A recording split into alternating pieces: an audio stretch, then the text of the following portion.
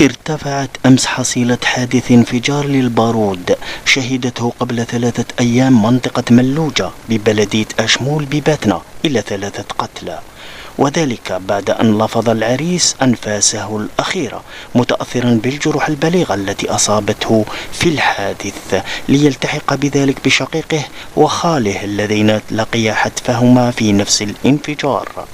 يذكر أن الضحايا كانوا يقومون بملء الخراطيش بمادة البارود تحضيرا لحفل زفاف العريس الضحية، ليتحول بذلك العرس إلى مأتم حقيقي.